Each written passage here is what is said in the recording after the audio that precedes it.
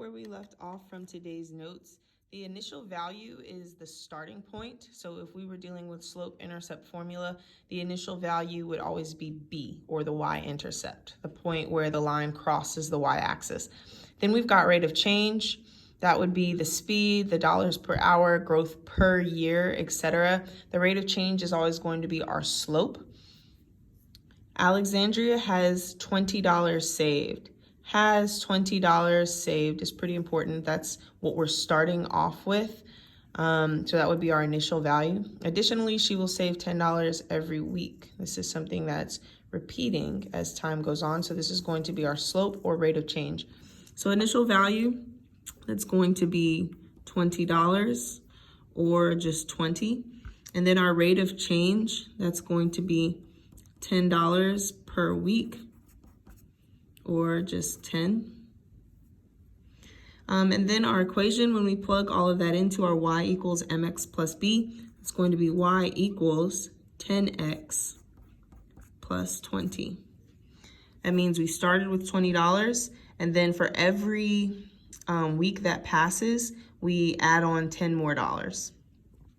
Number 2, Benji runs 5 miles per hour away from the park. He started 2 miles from the park.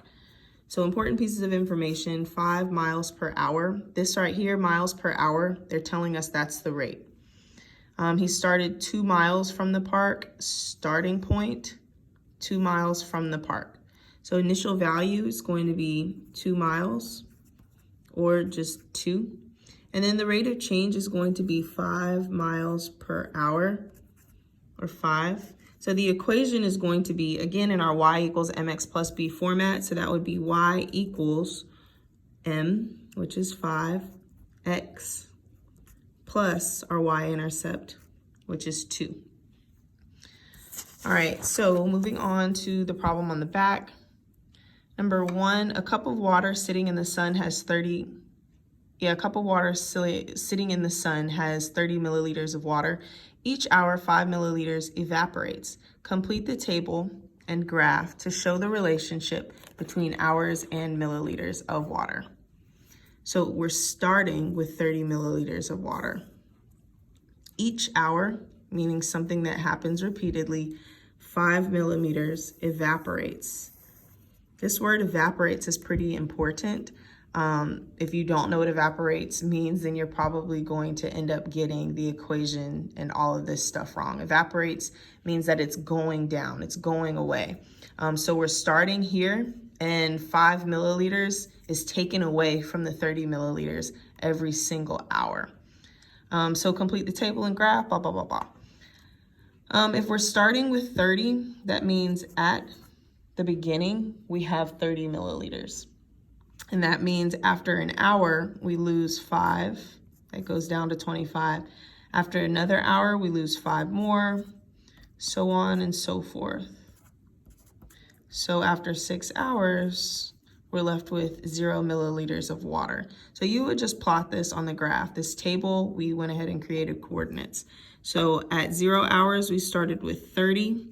After 1 hour, we go to 25. 2 hours, we're at 20 milliliters of water. 3 hours at 15, 4 at 10, 5 at 5, and 6 at 0. So our graph is going down. We have a decreasing slope. So our equation is going to be in y equals mx plus b form. So that's going to be y equals our rate of change. Even though this is a positive 5, it's evaporating. So I'm taking 5 away every single hour. It means I'm going down, so it's going to be a negative 5. Also, the fact that we have a negative slope here, that tells us that this needs to be negative as well. So that's y equals negative 5x plus what we started with, which was 30. All right, so what I need for you guys to do for homework is problems 3, 4, and on the other side, problem number 2. Please bring it in tomorrow completed, prepared to share with your group.